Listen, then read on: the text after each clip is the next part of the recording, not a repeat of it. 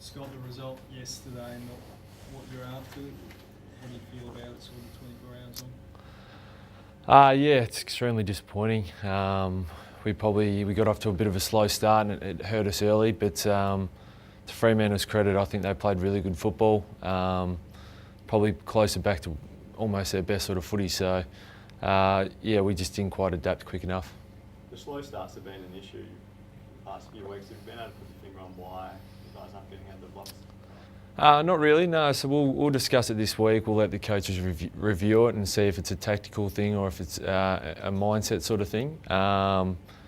As far as we're concerned, we go in with the same intention every single week, and in the first 3 weeks it really worked. In the past few weeks it hasn't. So that's going to be a part of the review, and hopefully going forward it's not a problem. I suppose the plus has been you've been able to get yourselves back in the games. Can you take any heart from that aspect?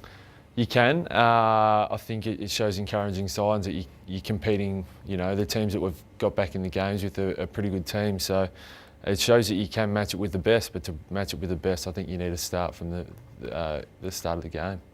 What about all the missed shots? Obviously, that's wanted you now a couple of weeks in a row. Have you been able to put your finger on why that is? Not really, no. So we do a lot of goal sets, shots at goal and things like that throughout the week.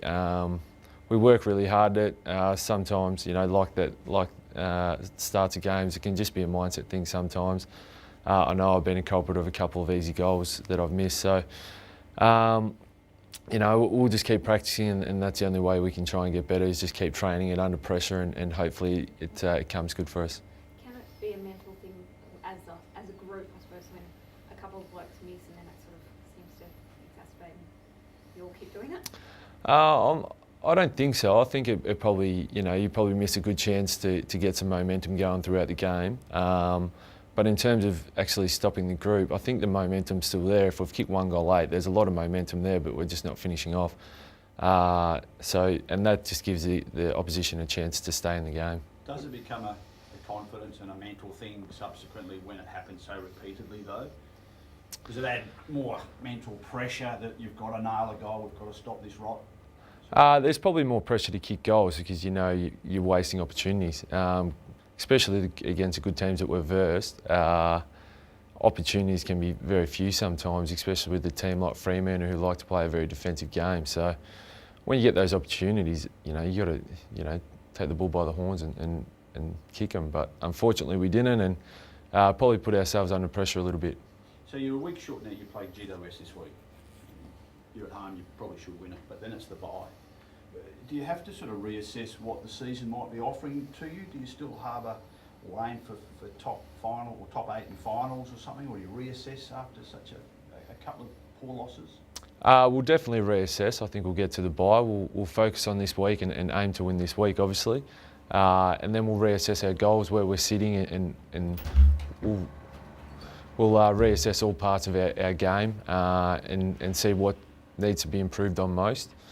And then just train it and look forward to the next contest against Collingwood the week after. Would finals still be your overall ambition?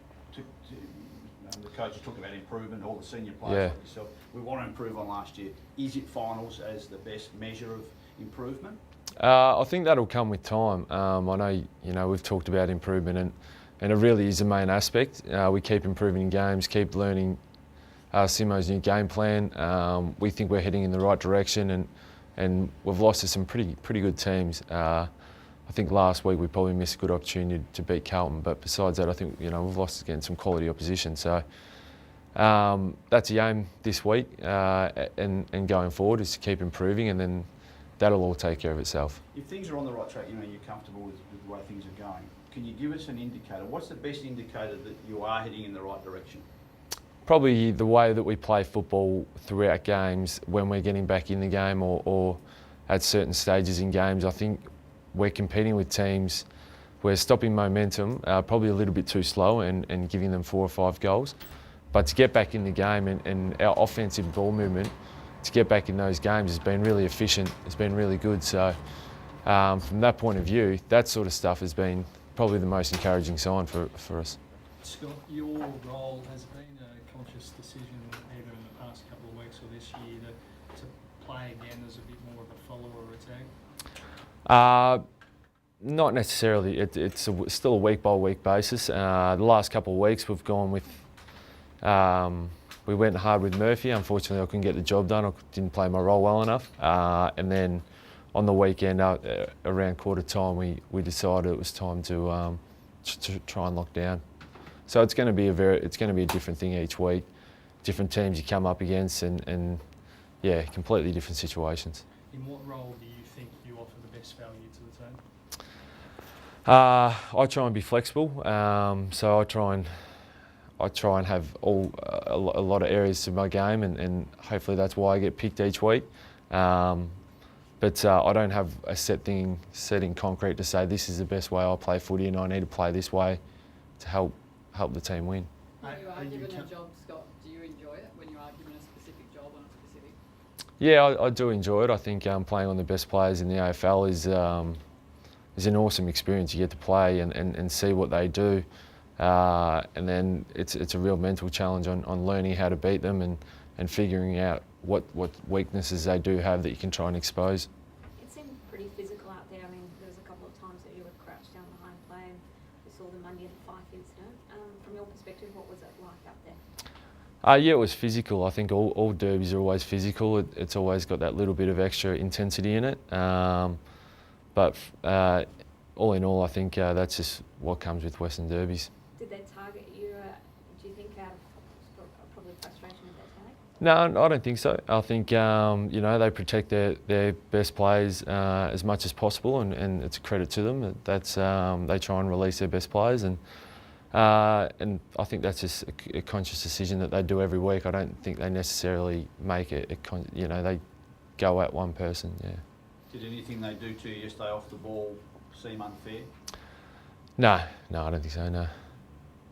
Considering your pre-season and your start to the season when you basically had everyone available, everyone was on the tray, how frustrating is it the last month where you just can't get your best 22 out of the paddock? At times it does get frustrating. I think we've had some really good opportunities early on to see what sort of team we can be full strength. But at the same time, we've got to back our depth in because all teams face challenges with injuries and that sort of stuff. But I think we're slowly progressing. Those guys who have had 5 games now have 10 to 15 games in them and have a whole lot more experience in them. So from that point of view, we're developing and getting better in that area. At the same time, we'd love to have our players back as quickly as possible. Do you expect Mark Lacroix back this week? Can you give us an update there, even as vice captain sort of thing, or any way? Yeah, well, he'll go through the fitness requirements this week, and if he passes those, he's fit to play. So it really comes down to if he passes those this week. How close did he get to playing in the derby then, on those indicators? I think he came pretty close. Yeah. And Xavier Ellis? Yeah, similar sort of thing. Close. Yep. Would there be do you think you'd sense there might be a caution there to not play them this week, have the bye, and then be fully fresh after that, or do you need to win this week and get them back with your best team? We need to win this week no matter what, but at the same time there could be a conscious decision. So that'll be made by the medical staff and also the coaches on what they see is the best option. But we're not taking anything away from GWS and how much improvement they've made. They're really becoming a strong side in the AFL, and you can't take anyone lightly these days, and that's the honest truth. Scott, a couple of years ago, this group seemed to be right in the peak of its premiership window. Where do you think you guys stand now? It's really hard to tell, to be honest with you. I think we're only 6-7 games into a season, and unfortunately we've lost more than what we've won. But at the same time, I think we've still improved in areas of our game that we aim to improve on, and then there's other areas that we might have probably plateaued a little bit. So we'll address that, and then we've got a completely different coaching staff and a lot of different players than 2 years ago. So it's very hard to tell. And there's probably a lot of fans out there wondering whether last year was just a one-off aberration or not. From a player's perspective, what's your gut feel? Same again, different coaching staff, different assistant coaches. It's a completely different feel around the club. Everything's run differently. So from our perspective, it is completely different. Yeah, so given it is a new lineup at the top, should fans be a bit patient before just making their No, I don't think so. I think we expect to play really good footy each week, and that's our aim. That we're going to keep improving to try and do that, and that's what we demand from each other. And if we don't, we know how much it can affect us and hurt us. And in the last 4 weeks, it has with the win-loss record. It's your first time in your career when you've had a new coach at the helm, so is it a bit of a different experience for you, and is it hard to judge how long it will take to fully integrate his principles? Yeah, well, it's a different experience for all players. I think Glassy and Coxie have only, I think they had Judgy just quickly while they were there. So yeah, I think every year is hard to judge on how you're going to go. I think you always go in with high expectations, and you hold those high expectations because you think you got a lot of confidence in your list, and we still do. So we still think we're a good chance to play some really good footy this year. And what's Simo been like? Obviously, it's been a tough month. How's he been handling it all? He's been really good. He's been really encouraging and really positive. I think we know the areas that we need to improve on. It's just about how we go about to improve them and get better at them. You mentioned some of the group you felt you might have plateaued a little bit. How do you think the midfield's competing? Do you think you've been below par so far this year?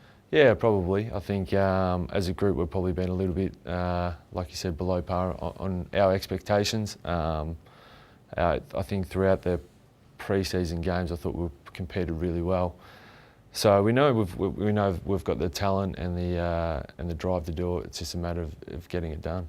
When Sherwood was dropped last week, was that a bit of a message to the player group that reputations don't mean much? Not so much. I think Sherwood just hasn't really performed to what we expect Sherwood to, and that's a high standard. And Sherwood's a great player, and he took it on the chin, and he went back and played a really good game on the weekend. So, yeah.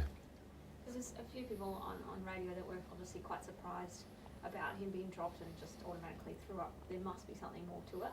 Can you rule that out? Yeah, there's not much more to it than he wasn't performing to the expectations that we want him to. Is it just form? Pretty much, yeah. Yep. Do you think, did he do enough to come back this week, do you think? I'm not sure. I only watched the last quarter of that game on the weekend. Obviously a player of his skills, you guys must be pretty keen for him to regain his form. And Yeah, absolutely, and it's not just Sherwood. I think there's a number of us that aren't playing to our full expectations. So we're aiming to get back to our peak form as quickly as possible. every now and then you hear of player groups having heart-to-hearts and things like that. Have you guys done anything along those lines? Or? No, we haven't. We think at the moment we're going okay, although we've lost 4 in a row. Like I said, when we've got momentum swings, we look like a really good side, and we look really damaging. On the other side of things, when the other team has momentum swings, they look really dangerous as well. So it's quite obvious what the problem is. But it's just about managing that and how to go about stopping those stems of flows, and we're just going to train it and believe in ourselves and get the job done. Scott, Nick Natanui copped a lot of criticism heading into the derby. Being at his feet and being in the middle with him, do you think a lot of his 1%ers and stuff was overlooked by a lot of people? Possibly. I think Nick knows he's not in the form that he wants to be, but like I said, there's a lot of us that aren't. So it's very hard just to look at one player to improve a lot, when I think there's a few of us that feel as though we're playing below par. So we feel as though Nick's copying the brunt of it, but I think there's a number of boys that feel as though they're not playing to their best abilities.